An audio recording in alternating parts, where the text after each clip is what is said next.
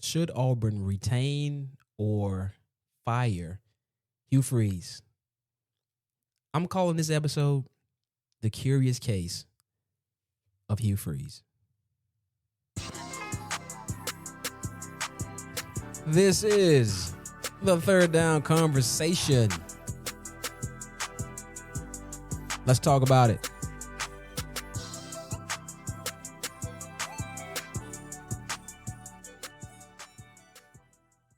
Before I begin this episode, I should admit that I am an Auburn fan. A pretty big one, actually. I've been screaming Auburn since I was born. So I'm going to do my very best to remove all emotion and only talk about this topic from a logical standpoint. Because if you asked me Saturday night after Auburn lost to Missouri, I would have said fire him. I would have called him a loser. I was done. To be fair, I was done after the Georgia game. That for me was the last straw. I was like, I'm out. I'm done. He is not the guy. I was wrong when I said Auburn should hire him over Lane Kiffin. Man, was I wrong. That like badly, I was wrong. But I'm going to look at this logically. Very, very logically. So, should Auburn fire Hugh Freeze? Well, let's look at his records. He's currently 14-18 as a head coach at Auburn. That includes 5-15 in the in conference play.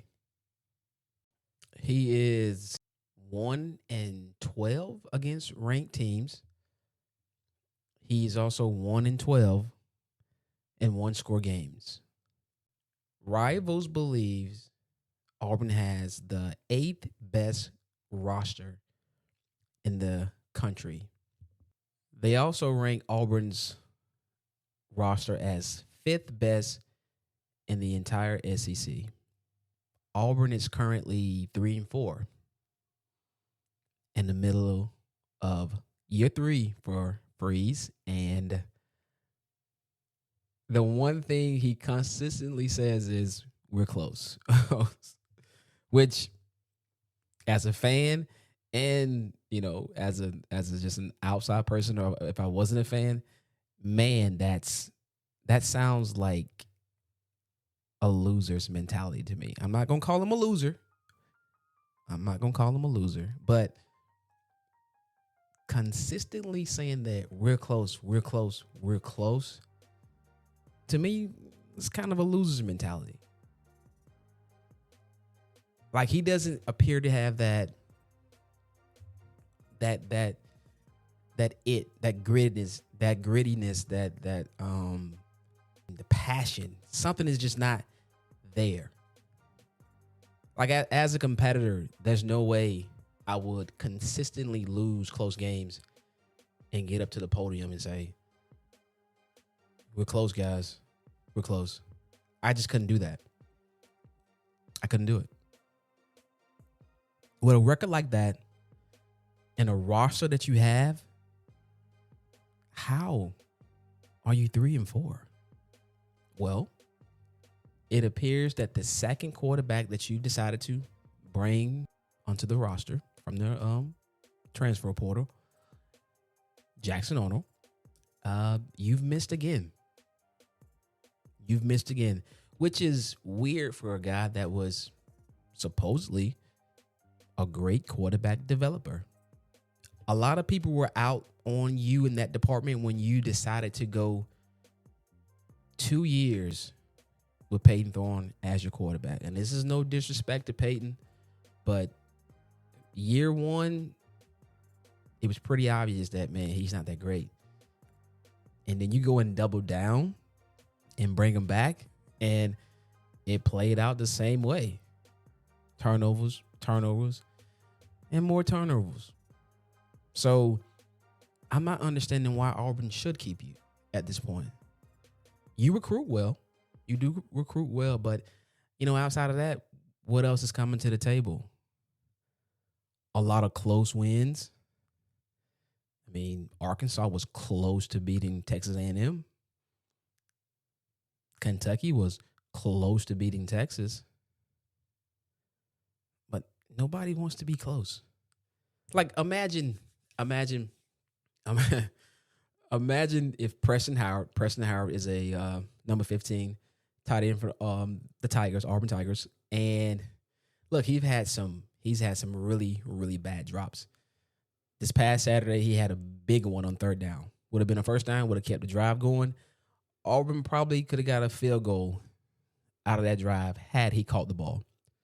Imagine Preston Howard dropping that ball, going to the sidelines. His coach is upset with him, and he turns around and says, "Hey, coach, but I was close. I mean, it hit my hands. I almost pulled it in, but I just dropped it. But I'm close. Just stay with me, but I'm close." Or, the right tackle who can appear to block speed rushers, but anyway, if he goes to the sideline after giving up a sack and tell the coach, like, "Hey, man, I almost had him. He just barely beat me, but I almost had him." Like, what would happen to those guys? They get benched. Like, that would be it. Like, I don't know. Like, as a coach, how do you get mad at them for saying, "Man, I almost had it"? Or how could you get mad at them for saying, "I almost caught the ball. I almost blocked that I almost blocked that guy." And then get in front of the podium in front of media members and say, "Guys, we're so close." It's like, it hurts, but sometimes you gotta laugh at your pain. Like, God, like, how do you say that, bro? And you say it consistently. I've heard it like after every single loss. After every single loss, he's gonna get up there and he's gonna say these things. He's gonna say, "We should have ran the ball better. It wasn't a really good plan, and we were close." Those are gonna be the three things. If they lose, he's gonna say those three things. Guaranteed. And then he turns around in his most recent press conference and was asked this question. They asked him, "Do you want Auburn's AD to come out and give you a vote of confidence?" And he responds by saying, "Yes, that would be so nice. It'll make things around here much easier." Well, he didn't say easier, but he said like more relaxed. People would be more like, not so panicky. And when I heard that, again, I was like, it's such a loser's mentality. Because what is he supposed to support? Like the AD, what is he supposed to come out and support you doing? Losing close games? It's almost like you want him to come out and give you some type of verbal participation trophy. You almost got him. You came in 8th. Like, and then you go, "Yeah, I wish he would." And it's like, really? I wish he would have said something like, "No, we don't need that. We're going to get these W's, and that's going to be all the support we need." Something along those lines would have been awesome. It would have caught headlines. It would have been like, okay. But instead, it just came across as, unfortunately, weak. Like, he's like, "Man, I sure wish he would." But you haven't done anything for him to support. And he's got a job to do as well. And Freeze did admit that. Like, he's got a job to do. He's got people to answer to. And if I'm Cohen, that's Auburn's AD. "Oh, I'm not coming out there supporting you with y'all playing like this. I'm not doing it." No. So when you look at the totality of things, wait a second, before I get there, here's the other part of this whole thing.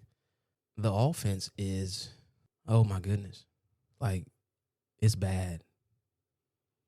It's bad. And it has a fatal flaw. This whole RPO system has a fatal flaw.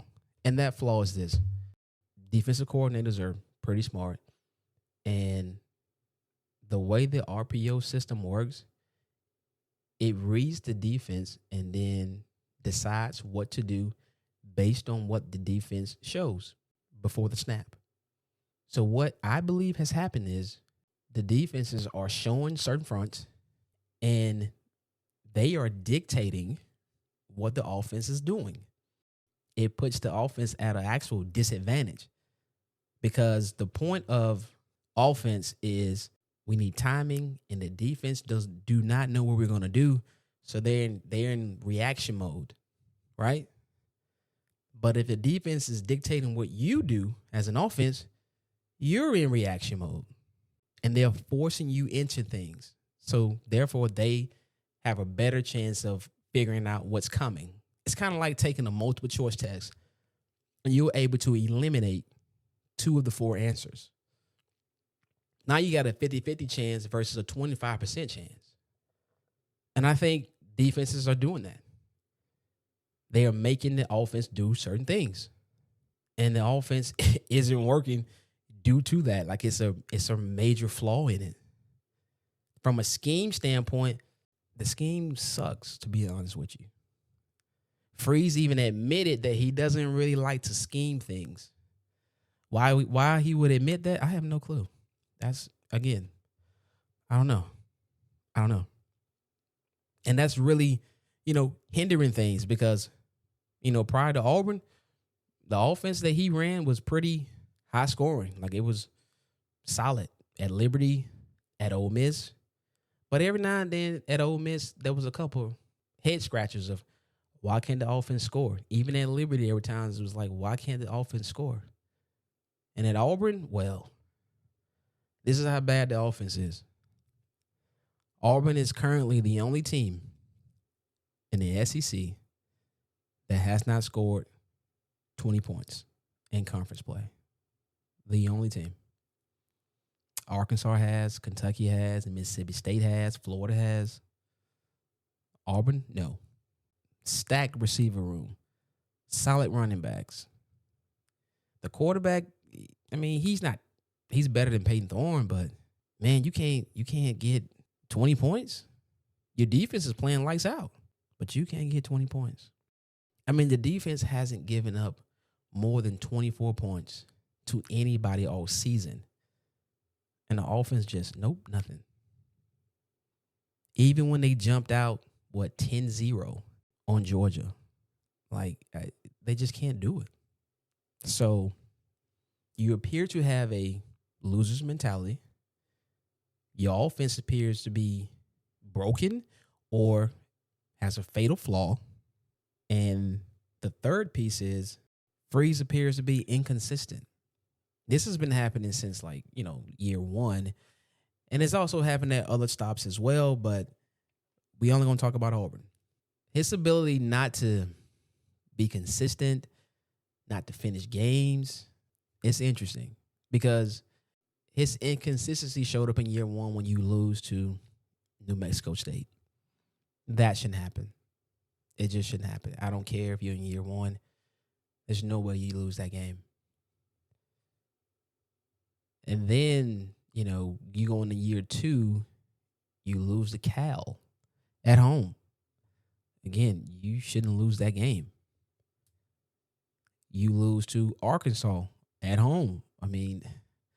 Look, you got to find a way to win that game. Which brings up another record I didn't even mention.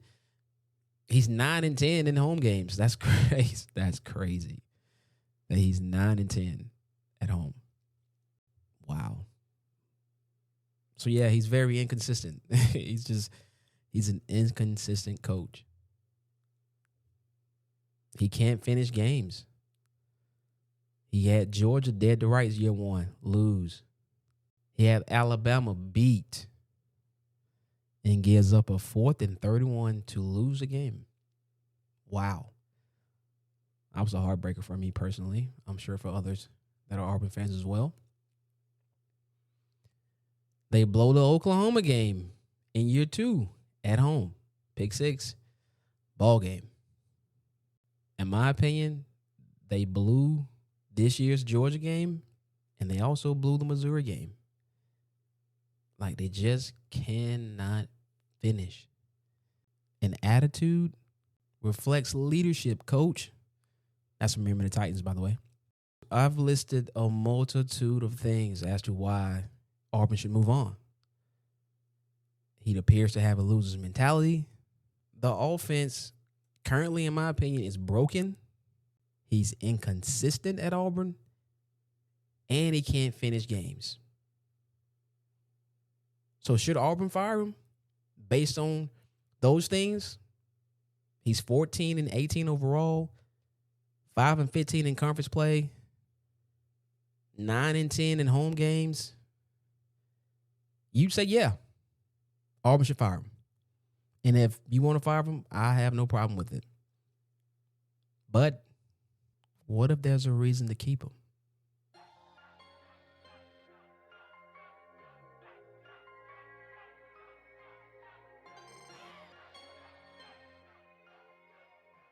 Okay, so what if there's a reason to actually keep Freeze? Well, I can make a small case as to why Auburn should keep him. The first thing is this. Firing a coach in the middle of the season, that's tough. In this particular year for Auburn, this would be tough because if you fire him, who's going to call the plays? Because Hugh is the play caller. Derek Nix, you probably don't want him calling the plays. He's never done it before, really. And the offense may look worse. Kent Austin, he's the quarterback's coach.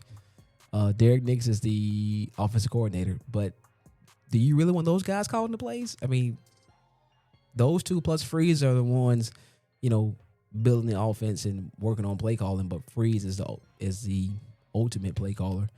Do you really want those guys calling the plays? Could it be possible that the offense looks worse? Yeah, it could look worse. So if you do fire him, then who's gonna call plays? That's a legitimate question.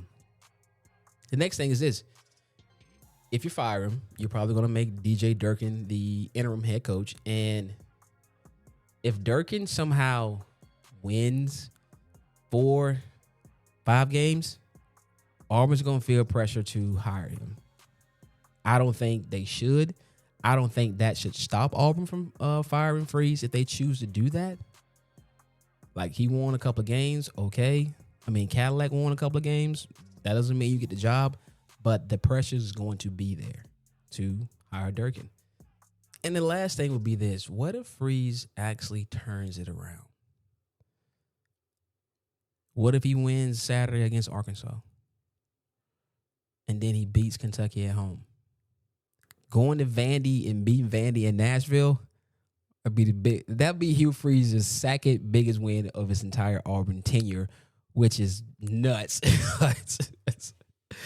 That your two biggest wins are A&M when you were, 5 and now you was like 4-6 or something like that. You beat A&M, and then your second biggest win as an Auburn coach would be against Vanderbilt in Nashville. Like, come on, man.